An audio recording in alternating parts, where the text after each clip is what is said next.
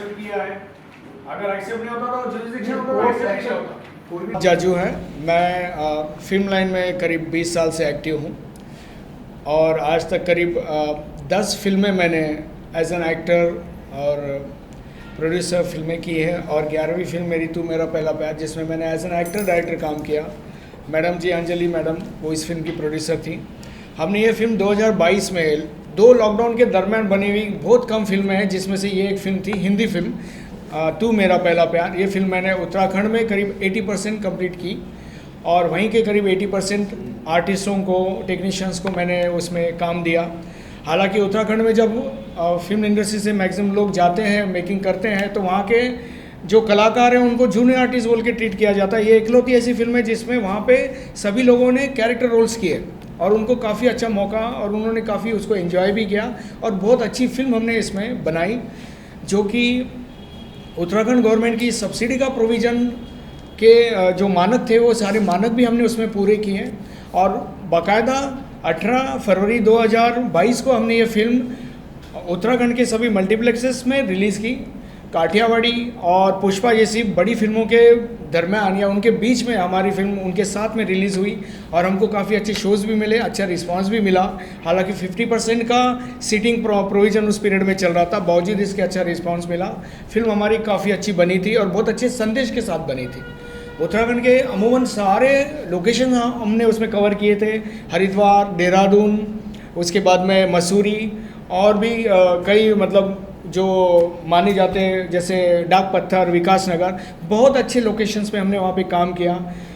मुंबई में उत्तराखंड से बिलोंग करने वाली लड़की फिर एक फ्लैट बुक करती है 5 करोड़ में और वो उस जो डाउन पेमेंट करती है बिल्डर को, वो पूरा अमाउंट समय पे नहीं दे पाती तो पैसा उसका फॉरफिट हो जाता है और उसी के लिए कुछ अमाउंट भरने के लिए उसने उत्तराखंड से किसी प्राइवेट फाइनेंसर से पैसा भी लिया होता है और उनकी जो रिकवरी प्रोसेस होती है उस तकलीफ से वो सुसाइड करती है और फिर हीरो उसको किस तरह से जस्टिफाई करता है, उसको न्याय दिलाता है। और जब कोई आदमी डिफ़ॉल्ट कर जाता है किसी तरह से अगर प्रॉब्लम में अटक जाता है तो उसको बैंकों ने, फाइनेंसरों ने सपोर्ट करना चाहिए वो रीस्टैंड होने के लिए, ना कि वो सुसाइड करे। हम जो देखते हैं कि किसान सुसाइड करे, ये करे, तो उसके पीछे का रीज़न ही है कि वहाँ के जो लोकल साहूकार है पैसा देते हैं और फिर रिकवरी के लिए उनकी फैमिली और उनका जीना आराम करते हैं और वो लोग सुसाइड करते हैं। This is the basic reason of the suicides in fact. तो इन सारी चीज़ों को हमने हाईलाइट किया और एक अच्छे संदेश के साथ ये फिल्म को बनाया। अब जब हमने सब्सिडी के लिए फिल्म को फाइल को सबमिट किया, सारे हमने उसके जो भी प्रोसीजर थे वो पूरे किए। बावजूद इसके कई धक्के खाने के बावजूद भी वो जो हमारा पेमेंट बन रहा था, 2.25 करोड़ की हमारी फिल्म है, 54 लाख का हमारा सब्सिडी अमाउंट है, वो हमको मिला नहीं।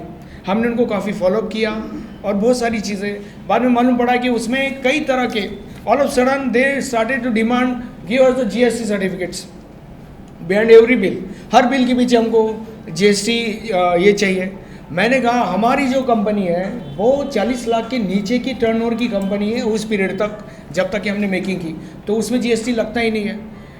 जब हमको GST एप्लीकेबल है तो वाई शुड आई पे द GST एवरी टाइम। अब अगर 18% मेरे को GST पे करना है, 10 से 12% टूरिस्ट प्लेस है तो ज़्यादा वहाँ पे महंगा लेबर है, महंगा टूरिस्ट है, महंगा लिविंग है, वो मेरे को पे करना है। ये धक्के खाने का और अननेसेसरी जो डिमांड वाली अमाउंट है उसमें 10-15% देना है, यानी 50% अमाउंट मुझे वहाँ देना है एक्स्ट्रा और उसमें मुझे 30% सब्सिडी लेना है, तो why should I go there. और सिर्फ मैं अकेला ऐसा फिल्म मेकर नहीं हूँ या मैडम अकेले ऐसी फिल्म प्रोड्यूसर नहीं है जो इस उत्तराखंड गवर्नमेंट के सब्सिडी ना देने की शिकार बने हैं, बल्कि कई वेस्टर्न फिल्म एसोसिएशन का तो पूरा एसोसिएशन भी उत्तराखंड के इस पॉलिसी के खिलाफ है, ऐसा मुझे कल ही एक प्रोड्यूसर से मालूम पड़ा है। और ऐसे कई प्रोड्यूसर परेशान है, लेकिन कोई भी प्रोड्यूसर इनके खिलाफ कोर्ट में नहीं गया लेकिन ये production house Jaju creatives production ये कोर्ट में गया है। बॉम्बे कोर्ट से उनको 2 बार समन्स भी गया है और उनका कोई भी रिस्पांस भी नहीं आया है। कोर्ट ने ऑर्डर भी दिया है कि सूट्स को आगे फाइल करके इस केस को आगे बढ़ाया जाए। तो उत्तराखंड गवर्नमेंट के सब्सिडी प्रोविज़न फिल्म परिषद के खिलाफ हम कोर्ट में इस वक्त खड़े हैं और जब तक जिन फिल्मों के मानक पूरे हुए हैं सब्सिडी पॉइंट ऑफ व्यू, उनके सब्सिडीज़ नहीं मिलते हैं। हम किसी भी दूसरी फिल्म प्रोड्यूसर्स की सब्सिडी और ये सारी प्रोविज़न जो उत्तराखंड गवर्नमेंट कर रहे हैं उसके ऊपर हम स्टे लेने की कोशिश करेंगे।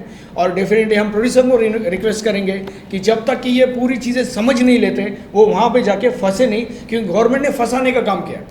आप वहाँ पे ऑफिस में चले जाते हो जीआर वगैरह लेने के लिए, पहले वहाँ का आदमी बोलता है आपका लाइन प्रोड्यूसर कौन है, यहाँ का लाइन प्रोड्यूसर। जो प्रोड्यूसर 15-20 साल से फिल्म इंडस्ट्री में मुंबई में काम कर रहा है उसको वहाँ के लाइन प्रोड्यूसर की क्या ज़रूरत है, फिर उसका प्रोडक्शन मैनेजर क्या काम करेगा। अल्टीमेटली अपना कोई आदमी प्लॉट करना, उसके ज़रिए फिर कुछ तो भी कंडीशंस रखना, ये सारी जो गलत चीज़ें हैं ये उस गवर्नमेंट की तरफ से हो रही है और उसके खिलाफ हमारा आज का ये प्रेस है। Yeah, I only want to say that yes, because of this subsidy thing, हम जाते हैं, हमारे जैसे बहुत सारे लोग जाते हैं and they make a film over there. But जैसे उनकी एक फिल्म कंप्लीट होने के बाद में क्या कहते हैं, अचानक से suddenly they demand for each and everything and then they deny of giving subsidy. So it's a great loss for any producer and people like us we suffer. So I would request each and every producer to come in and join us and speak about it. That's it. आपने कहा कि एक तो GST और क्या क्या बताया problem ये चीज है कंक्रीटली ना, इन शॉर्ट आप बता दीजिए क्या आप चाहते हैं, उन्होंने क्या क्या डिमांड किया था। तो जीएसटी डिमांड किया था उन्होंने, जीएसटी के लिए क्या था उन्होंने हर बिल के पीछे 18% जीएसटी, जो भी जीएसटी एप्लीकेबल है वो पे का उन्होंने डिमांड किया जो कि पहले नहीं था। उनके जो हमारे पास जीआर उन्होंने दिया, जो परमिशंस में हमारे पास जीआर है, उस गवर्नमेंट रूल्स जो वहाँ के हैं फिल्म के सब्सिडी के बारे में, वहाँ पे कहीं पर भी ऐसा मेंशन नहीं है कि आपको जीएसटी एफिलिएटेड बिल देने ही होंगे। मेरे पहले भी जिन फिल्मों ने या मेरे दरम्यान भी जिन फिल्मों ने लिया उसमें मैक्सिमम ऐसी फिल्में जो है पहले वाली, उसमें ऐसा कोई प्रोविज़न नहीं। मैंने फाइलें भी देखी, all of sudden they started demand in fact. तो मैं बोला ये सही नहीं है। अच्छा चलिए ठीक है, एप्लीकेबल है तो हम रेडी है, बट हमारे को वो एप्लीकेबल ही नहीं है ना, क्योंकि अब ट्रेडिंग बिजनेस है Jaju creatives production in the films in fact and production. तो वो 40 लाख के नीचे का अगर उसका टर्नओवर है उस फाइनेंशियल ईयर में, तो नेचुरली उसको वो एप्लीकेबल नहीं है, तो ज़रूरत नहीं थी। तो वो एक मैटर था। अच्छा दूसरा, फिल्म वो मैंने बनाई है थिएटर के लिए। आप देखिए सारे बड़े मल्टीप्लेक्सेस में फिल्म रिलीज़ हुई है और वो फिल्म को देख रहे 2 बार देख के प्रोजेक्टर में उनके ऑफिस के अंदर। अच्छा वो कमेटी बैठी जो फिल्म के बारे में नहीं जानती, उनको मालूम नहीं एक कैमरा यूज़ करने का क्या बेनिफिट है या 4 कैमरे कहाँ यूज़ करने। दे स्टार्टेड सॉन्ग, वो नितिन उपाध्याय बोल के कोई उनका ऑफिस है, अरे आपने तो एक ही कैमरा यूज़ करके काम किया, एक ही 4K कैमरा यूज़ हुआ है, लोगों ने 4 किए 8 किए। मैंने कहा अलग अलग सीक्वेंस पे अलग अलग कैमरास का इस्तेमाल होता है। मुझे फोकस काम करना है, मेरा काम करने का स्टाइल ये है कि भाई मैं एक ही कैमरे पे मैं मैक्सिमम शॉट्स अलग अलग समय पे ले सकता हूँ और मेरे को लेना है। 8 कैमरा लगा के भी अल्टीमेट रिजल्ट तो वही है, क्योंकि जो शॉट लेने वही लेने। 8 कैमरा यूज़ करो, 8 का स्टॉक यूज़ करो, तो एडिट टेबल पे जाओ, 8 एडिटर्स या एट ए टाइम 4 एडिटर उस पर काम करेंगे, वो सब फोकस डिवाइड हो जाता है। या फिर कोई ऐसा शॉट जैसा स्टंट होता है कि भाई एक ही सेकंड में होने वाला है, तो ऐसी जगह पे कोई 1-2 कैमरा अगर मिस हो गए तो बाकी के तो उस समय मल्टी कैमरा का यूज़ होता है। तो ऐसा कोई शॉट तो मेरी फिल्म में है ही नहीं, तो why should I go for that. Finally you tell what is the demand of yours and what are the steps you are taking first, so that it will be clear from the press. Court चले गए आप, उसके बाद हाँ? Court चले गए आपने, court में हम मुंबई कोर्ट में हमने दिंडोशी कोर्ट में इनके खिलाफ केस फाइल किए, उत्तराखंड के फिल्म परिषद के खिलाफ, और उनको ऑलरेडी 2 समन्स भी जारी, क्योंकि जुरिसडिक्शन मुंबई है, बिकॉज हमने फिल्म को सेंसर मुंबई में किया है। At the same time Uttarakhand भवन जो है जहाँ हमारा पहला अप्रोच हुआ वो वाशी में है, तो उसकी वजह से ये जुरिसडिक्शन मुंबई का है। और अल्टीमेटली फिल्म के सारे मानक को जो फिल्म इंडस्ट्री और मुंबई इंडस्ट्री समझ सकती है, वो उत्तराखंड में अभी उतने क्या एक्सपर्ट्स नहीं हैं। तो कोई भी चीज़ अगर फिल्म को हमको थिएटर में दिखाना है, साउंड और हर चीज़ को प्रूव करना है, तो Mumbai is the best in fact. तो that's why we are the in Mumbai jurisdiction actually. नहीं, ये हमारी इस प्रोडक्शन हाउस की अलग अलग फिल्में बनी हैं। इसमें से ये 2 फिल्मों पे मराठी फिल्मों की सब्सिडी आई है, शिवाजी और गम्मतेगा रात्रीची पे। मराठी जो सब्सिडी के जो भी महामंडल के लोग हैं वो प्रॉपर थिएटर में फिल्म देखते हैं, थिएटर में साउंड वगैरह चेक करते हैं। ये थिएटर में फिल्म देखे बगैर डिसाइड कर रहे हैं थिएट्रिकल फिल्म को, तो ये सही नहीं है। जबकि उनको इनवाइट भी किया गया था कि आप आओ थिएटर में फिल्म देखो। हमने उनको सिल्वर सिटी देहरादून में इनवाइट भी किया था फिल्म जब रिलीज़ हुई थी तब।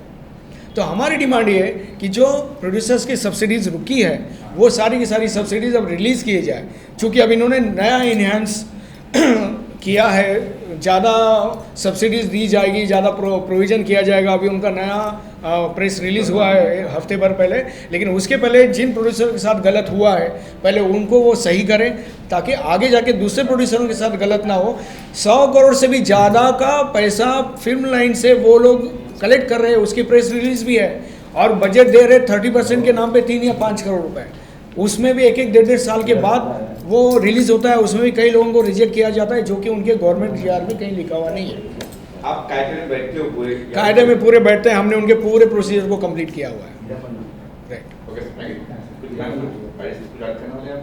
No, that's it. एक इंडिविजुअल थैंक यू। पड़ती हैं तो हमने 1 लाइन दी। हाँ 1 लाइन। लोकेशन चुनाव को बिल दिए थे? हाँ बिल्कुल, परमिशन लेके ही परमिशन पीरियड में काम परमिशन फिर आफ्टर में उसके बिल पेड के सब फाइलें वगैरह सब कुछ सबमिट किया, इसलिए तो कोर्ट में है ना हम लोग आज ऐसे। तो रिटर्न में उन्होंने कुछ लेटर दिया था? क्या उन्होंने कुछ लेटर दिया था? राइटिंग में राइटिंग में दिया था कि भाई यहाँ कुछ कमी है, ऐसे कुछ लेटर दिया था? उन्होंने रिजेक्ट लेटर दिया है हमको 14 जून को, 14 जून 2023 को, और जबकि मैं उनसे जाके मिला था 9 जून 2023 को, लक्ष्मीकांत तिवारी जो वहाँ के IAS ऑफिसर है, नितिन उपाध्याय उनको, और मैंने उनसे कहा था कि आप फिल्म थिएटर में देखिए। मैंने 12 जून को फिल्म दिखाने के लिए प्रोविज़न भी किया था सिल्वर सिटी देहरादून में, और उन्होंने टाइम भी दिया था, लेकिन वो आए नहीं, और उसके बाद सीधा 14 जून को उन्होंने रिजेक्ट लेटर दिया, जबकि 19 दिसंबर 2022 को स्क्रीनिंग हुई है। अगर रिजेक्शन ही देना होता तो उसी पीरियड में दे देते, तो नहीं दिया। शूटिंग से पहले सबमिट किए थे पेपर? सारे पेपर शूटिंग से पहले जो लगते हैं और 1 लाइन वगैरह, हाँ बिल्कुल अप्रूवल लेके सारे उनके प्रोसीजर को कंप्लीट करके हमने सबमिट किया। वहाँ की गवर्नमेंट को छोड़ के यहाँ पे केस करने का रीजन समझ में आ रहा है, दूसरी में कैसे यहाँ पे? क्या क्या वहाँ की गवर्नमेंट को छोड़ के वहाँ की गवर्नमेंट को हम यहाँ से इसलिए कर सकते हैं क्योंकि प्रोडक्शन हाउस जो है मुंबई बेस्ड है, नंबर 1। दूसरा, सेंसर फिल्म यहाँ से हुई है। तीसरा, उनका उत्तराखंड भवन यहाँ पे वाशी में है, जहाँ पे हम सबसे पहले जाके मिले थे। जैसे मैंने फरवरी 2022 को परमिशन लेटर लिया, वहाँ पे मिस्टर बिष्ट थे जो सीएम उस वक्त जो चीफ मिनिस्टर उनके तरफ से यहाँ का काम देखते थे, तो मिस्टर बिष्ट को हम जाके मिले थे। मिस्टर बिष्ट मेरे ऑफिस में भी यहाँ आए थे मुंबई में। तो ये सारा मतलब जुरिस्डिक्शन है, ये मुंबई जुरिस्डिक्शन में आया है, इसलिए हमने मुंबई से इसको फाइल किया है। तो डॉक्यूमेंट्स की सर्विस यहाँ करते हो? जी बोल रहे यहाँ पे जो कोर्ट को लगने वाले डॉक्यूमेंट्स है वो हम यहाँ पे सबमिट करते हैं ऐसा, और फाइल हमने ऑलरेडी उधर सबमिट करी है उत्तराखंड में। स्क्रीनिंग हुआ था 19 दिसंबर 2022 को, उसमें टॉप में हमारी फिल्म का नाम है तू मेरा पहला प्यार, दूसरे पे नाम है तड़प, सुनील शेट्टी के सुपुत्र सुपरहिट फिल्म तड़प, उसका नाम 2 नंबर पे है, तीसरे पे बधाई हो ये है, उसके बाद बाकी के ऐसे टोटल 8 फिल्मों का स्क्रीनिंग 19, 20 और 21 दिसंबर 2022 को हुआ था। ये वो पेपर है जो मैंने आप सभी को दिए हुए थे। उसके अलावा जो कोर्ट में हमने दिल्ली कोर्ट में उत्तराखंड गवर्नमेंट के खिलाफ केस फाइल करी है कि ये उसका ऑर्डर है जज का, क्योंकि उनको 2 बार कमर्शियल मेडिटेशन के लिए बुलाया गया, 2 बार समन्स दिए गए थे, वो समन्स में उनका कोई रिस्पांस आया नहीं, उन्होंने किसी भी तरह का रिस्पांस लिखित रूप में दिया नहीं।